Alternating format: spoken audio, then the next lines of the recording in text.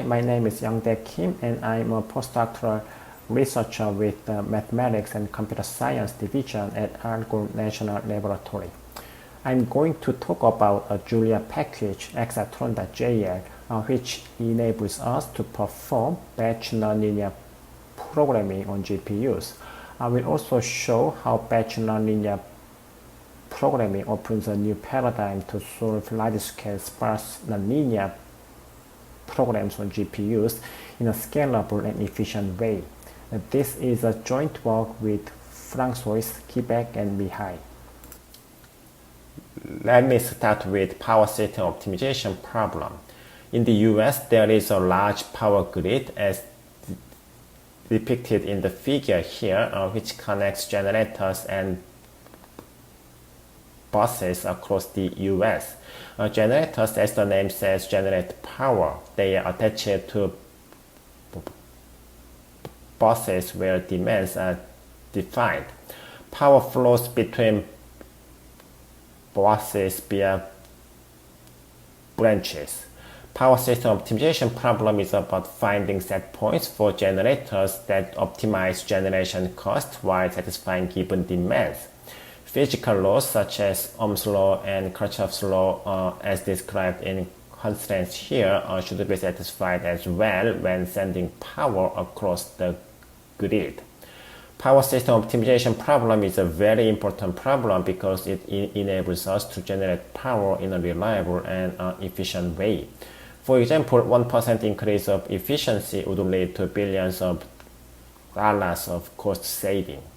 The problem size is large. For 70K system, the number of variables and constraints are hundreds of thousands. This can get even larger if we consider a time horizon or contingencies. Therefore, I'm very interested in solving the problem in a scalable way, especially using hardware accelerators such as GPUs. In this talk, I will talk about it. Let's start with what has been the focus in the literature to utilize GPUs for nonlinear programming, abbreviated as NLP. For a given NLP, we are usually interested in finding a stationary point, a point satisfying the first order optimality conditions. These conditions translate to a system of equations as shown here. To solve this system of equations, efficient numerical methods such as the integral point method requires a fast, large-scale, sparse, symmetric, indefinite linear system solver. And the focus has been on the use of GPUs to solve such system of equations efficiently. However, only limited successes have been observed. In the paper by Tassef et al. In 2019, when we used GPU for the linear solver, performance got much slower than the CPU implementation, especially on ACOPF problems. In the picture, we see that more than 40 times slower performance on ACOPF problems when we used GPUs. GPU showed a comparable performance only on large and very difficult factorizations on dense matrices when we solved 3D PDEs in the paper. In other words, linear systems generated from ACOPF problems were more easily and efficiently factorized on CPUs. Similar observation was made in another paper in the literature. No acceleration was observed for ACOPF solves. In the picture, we see that Strong Pack showed the fastest performance on ACOPF problems among other linear system solvers. However, it was still slower than its CPU implementation. These results show us that there's not much we can gain from using GPUs for accelerating linear system solves. Instead of using GPUs for linear system solve only, what we propose is a new approach to efficiently utilize GPUs for large-scale sparse nonlinear programming solves. It is a distributed optimization approach such as ADMM based on batch nonlinear programming. For example, for a given NLP, suppose that there is a complicating constraint. Here ax plus bx bar equals b. ADMM enables us to decompose the problem into components, in this case x and x bar, where the problem can be further decomposed into much smaller sub-problems. Assuming that the feasible regions capital X and capital X bar and the objective functions f and g are decomposable, if x bar is fixed, then the problem is decomposed into many smaller sub-problems. The same applies when we fix x. Therefore, each ADM iteration would result in many small NLPs that can be solved in parallel. By many, I mean it could be more than 10,000. By small, the problem size could be less than 32 by 32. Our idea is to accelerate each ADMM iteration by solving these problems in batch on GPUs. Each subproblem is loaded into a thread block and they are solved in parallel on GPUs. Before going into further details, let me briefly introduce some background on GPU architecture. GPU has its own memory hardware, therefore we have to transfer data from CPU to GPU if we want to use it on GPU. And memory is hierarchically organized, such as L2 cache, L1 cache, and registers. Streaming multiprocessor contains a scheduler and computation cores as well for scheduling and executing instructions. By kernel, we refer to the code executed on GPUs. For example, this copy function is a kernel. Each kernel consists of a grid of thread blocks, and each thread block has the same number of threads. Each block is scheduled and executed by streaming multiprocessor. The configuration of such a thread block is determined when the kernel is launched.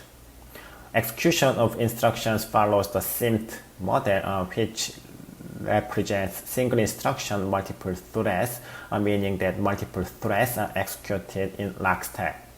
Here's an example of a kernel on Julia. The kernel function copies data from source to destination. It is launched with 5 thread blocks, each of which has 64 threads. A total of 320 threads are executed.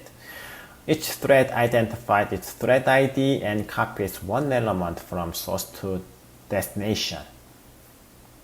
So we would like to solve nonlinear problems in batch on GPUs, and ExaTron.jl package is a workhorse for such a batch NLP. It does so by employing a massive number of thread blocks, where each thread block is assigned to each problem in the batch. The algorithm to solve each problem is a trust region Newton method for bound constraints NLPs by Lin and Morley. General constraints can be handled via augmented Lagrangian formulation. One distinguished feature of ExaTron.jl is that its whole procedure is performed on GPUs only, so that we can avoid expensive data transfers between CPUs and GPUs. This feature is particularly important for efficiency when the problem is memory bound, meaning that memory access is a key factor for its performance. ExaTron implements a trust region Newton algorithm as shown below. 3 key routines are performed iteratively until convergence. The first is a Cauchy point computation using a projected gradient descent method, which enables us to quickly locate a descent point. A second is a preconditioned conjugate gradient method that performs a subspace optimization, and the third one is a projected line search involving many number of active set changes with sufficient decrease of objective function. These routines are implemented using the following linear algebra operations and other utility functions. Some representative operations include Cholesky factorization and triangular solves. All of these routines are implemented on GPUs so that no data transfers between CPUs and GPUs are required. For an efficient implementation of these routines on GPUs, we need to carefully design our kernel function. There are some number of design choices. I will introduce them and justify our choices in the following few slides. The first design choice is whether to use single kernel or multiple kernels. In the case of single kernel, we just need to call a kernel once to solve a batch. In this case, all device functions are called in the kernel and we can efficiently track the state of different problems via shared memory. However, this could potentially increase the number of live registers, which can limit the number of thread blocks that can be executed in parallel. Alternatively, we could use multiple kernels. The algorithm is implemented in multiple kernels and we need to orchestrate and synchronize the calling sequence. This will involve multiple kernel launches to solve a batch. The main purpose of using multiple kernels is to potentially reduce the number of live registers by dividing the work into different kernels. However, we think multiple kernels will lead to a low throughput because of many kernel launches and overhead to manage the problem state between these kernel launches. Therefore, we use single kernel. Another design choice is the kernel configuration. When we launch a kernel, we decide how many threads we will use and the configuration of thread IDs. For example, we could have 1D configuration or 2D configuration. In 1D, thread IDs are assigned in a one-dimensional vector, whereas two-dimensional vector is used for 2D configuration. The 2D configuration could be very efficient for accessing matrix entries in parallel, as shown here. However, our observation is that most operations involve a vector of size n must n. Therefore, although we have n by n matrix, n by n configuration will result in too many unnecessary threads, thus degrading the maximum throughput. It was verified by solving 10,000 NLPs in batch as shown here. ExaTron showed a much worse performance, up to 9 times slower when we use 2D configuration with n by n threads. So we chose to use a 1D configuration with n threads. Another design choice is what variant of Cholesky factorization we will use. First of all, ExaTron uses a complete Cholesky factorization by taking advantage of a small matrix. In other words, all the new fill-ins are stored so that we don't need to worry about dealing with memory management for the new fill-ins. There are two variants of Cholesky factorization, left-looking and right-looking. In the case of the left-looking, the updates are applied in a lazy way just before we factorize a column, whereas updates are immediately applied for the right-looking right after a column is factorized, as shown in these figures. Theoretical analysis shows that left-looking has a smaller number of read-write operations, which was also verified in our experiment. In our experiments on 10,000 randomly generated matrices, the left-looking factorization showed a faster computation time. Therefore, we use a left-looking Cholesky factorization. Triangular solves are another important and time-consuming operations. They are inherently memory bound because they have to sequentially access one column at a time. There are two triangular solves, forward and backward substitutions. Forward substitution has a column-wise memory access pattern which is straightforward to implement. Each entry in a column is accessed in parallel in this case. Backward substitution requires a low-wise memory access, which could potentially result in bank conflicts. Since entries are stored in column-wise in the shared memory, if we perform a low-wise access, then some entries could belong to the same location in the shared memory, resulting in so-called bank conflict. This will slow down memory access. Instead of performing a low-wise access, we can explicitly store the transpose in its upper part of the factor L. This will involve additional writes. However, multiple triangular solves will offset the cost of additional writes. This was verified in our experiments, where explicit means we explicitly store the transpose, whereas implicit performs low-wise access. Therefore, we explicitly store the transpose in the upper part of L. One good thing about ExaTron is that it uses a fixed amount of memory. No dynamic memory allocation is needed. Therefore, we use shared memory to cache frequently accessed items upfront in the L1 cache. This will significantly improve the efficiency of memory access as verified in our experiments here. When we used the shared memory, the computation time was almost twice faster. Finally, one last design choice is to use register shuffling and warp level synchronization whenever possible over shared memory and thread level synchronization. Register shuffling allows us to efficiently share register values between threads in the same warp, where a warp is defined as a unit of 32 threads with consecutive thread IDs.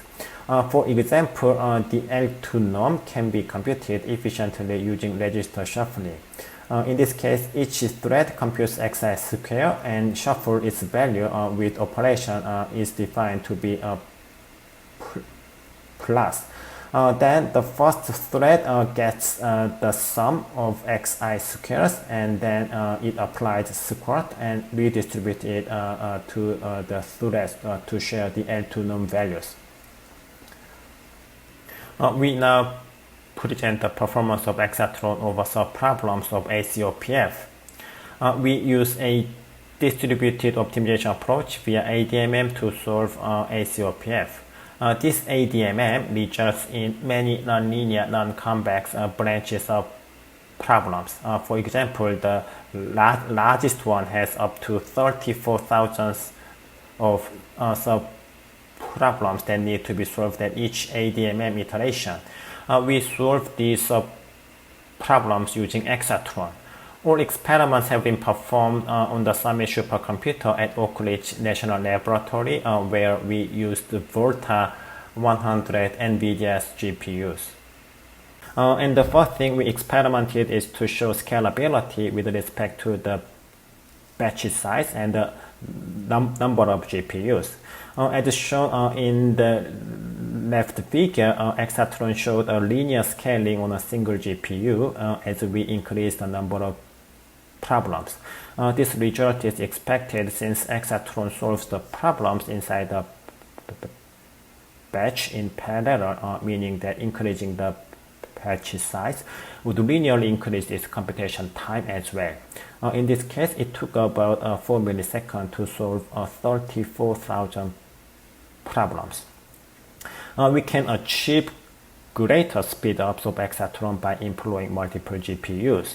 The problems are evenly dispatched among up to 6 MPI processes in the order of problem indices, and the speedup is computed based on the timing of the root process that performs synchronization among the MPI processes. As expected, we obtained a larger speedup as we increased the number of GPUs. In the case of the 34 case of problems, it shows almost a perfect linear scaling. We obtained 5 times faster computation time when we used 6 GPUs. In general, a larger speedup is achieved for larger test instances. because the speedup is related to the maximum number, say n, of the problems that a single GPU can solve in parallel. Therefore, the size of a batch divided by n will determine the upper bound on the number of GPUs that we can benefit from employing them. This explains why the speedup is saturated early for smaller problems. In addition to the size of a batch, another factor contributing to the speedup is the load balance among GPUs. Although each GPU is assigned to a batch of the same size, the speedup may be degraded if the computational load is imbalanced in terms of the level of difficulty between GPUs.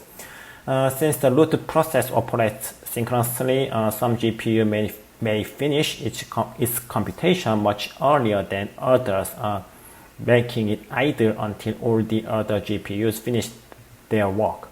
This load imbalance occurred on the 20 case of problem cases, as we see in the next slides. We quantified the load imbalance in the table below.